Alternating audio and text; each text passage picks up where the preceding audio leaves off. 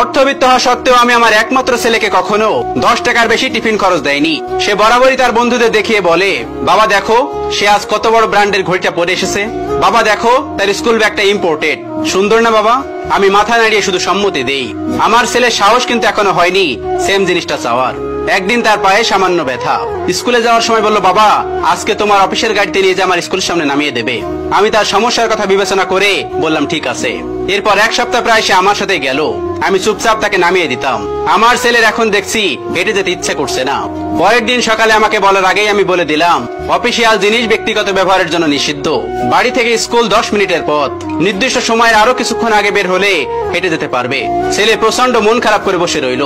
এদিকে আমার স্ত্রীও মন খারাপ করেছে। কেন করি এমন, এর উত্তর জানা নেই। আজ সন্ধ্যায় ছেলে আমার বাড়িতে এসেই বলেছে, জানো আমার বন্ধু শহরের সবচেয়ে সেরা স্কুলে ভর্তি হয়েছে। সে বলতে চাইলো আমিও। বলার আগেই তাকে আমি থামিয়ে জানতে চাইলাম, বাবা প্রতিষ্ঠান সেরা হয় নাকি ছাত্র?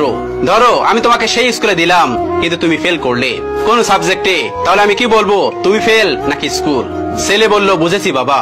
আমি তার মাথায় হাত বুলিয়ে দিয়ে বললাম, এই পর্যন্ত তোমার ক্লাসের কোনো ছেলেই তোমাকে কাটাতে পারেনি, সুতরাং তুমি যেখানে সেরাটা দিবে সেই স্থানই সেরা তোমার মতো।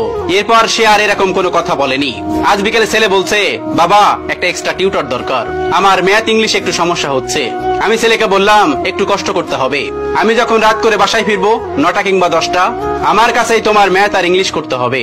ছেলে তখন বলল, বাবা তুমি টায়ার্ড থাকো না? আমি এসে বললাম, না বাবা আমার কাছে তো সামর্থ্য নেই তোমাকে এক্সট্রা টিউটর দেওয়ার, আমি বরং একটু কষ্ট করি, কি বলো? ছেলে আমাকে জড়িয়ে ধরে বলল, ঠিক আছে বাবা। রাতে স্ত্রী বলল, তুমি এরকম 10টা টিউটর রাখতে পারো কিন্তু। তখন আমি আমার স্ত্রীকে বললাম, শোনো আমার সন্তান বুঝুক যে আরাম করে সবকিছু পাওয়া যায় না।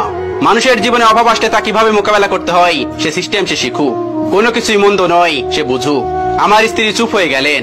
মাঝে মাঝে আমার ছেলেকে নিয়ে আমি ফুটপাতে হাঁটি, পথ শিশু থেকে শুরু করে বিভিন্ন মানুষের সম্পর্কে জানাই। সে জানুক পৃথিবী শুধু চিন্তায় সুন্দর, বাস্তবে খুব কঠিন।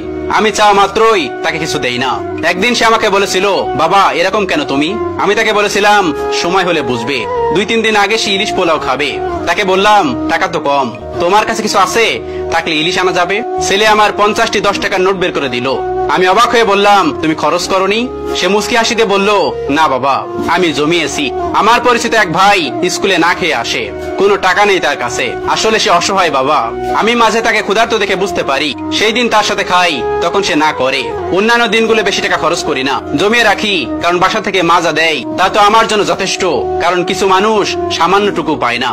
আমি ছেলের দিকে তাকিয়ে আসি, সেই গুছানো টাকা নিয়ে আরো কিছু টাকা মিলিয়ে ইলিশ এনে ছেলেকে ইলিশ পোলাও খাওয়ালাম।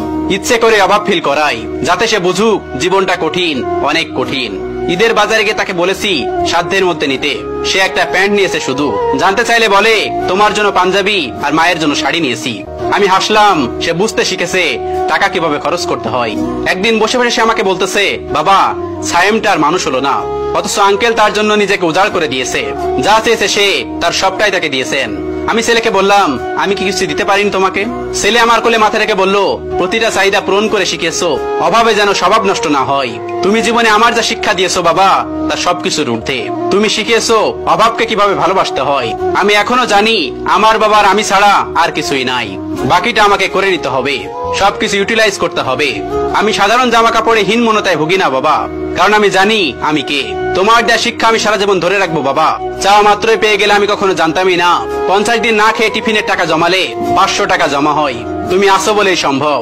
আমি মানুষকে মানুষের চোখে দেখি, আমি বুঝি জীবন কতটা কঠিন। আমার স্ত্রী আজ অনেক খুশি, আমার স্ত্রী বুঝতে পেরেছে আমার উদ্দেশ্যটা। প্রায় 10 বছর পর ছেলে প্রাইভেট কার কিনেছে নিজ ইনকামে। হাসতে হাসতে বলে, বিগত 10 বছরের টিফিন মানি জমিয়ে এবং হাত খরচের টাকা জমিয়ে এটা কিনেছি। বুঝতে পেরেছি আমার ছেলে সঞ্চয়ী হয়েছে, সাথে হয়েছে মানুষও। সপ্তাহখানিক পর সমস্ত সম্পত্তি তার নামে লিখে দিয়ে বললাম, সামলে রেখো। ছেলে দলিল আমার হাতে দিয়ে বলল, তোমরা সাথে থেকো, আর কিছু আমার লাগবে না। আজ তাকে বুকে জড়িয়ে ধরে আমার স্ত্রীকে বললাম, দেখেছো আমি ভুল করিনি। আমি আমার সন্তানকে মানুষ করতে জীবনের শ্রেষ্ঠ শিক্ষাটাই দিয়েছি, যেমনটা আমার বাবা দিয়েছিলেন আমাকে। আমি অভাবে সন্তানকে লজ্জিত হওয়া নয়, বরং দৃঢ় থাকতে শিখিয়েছি।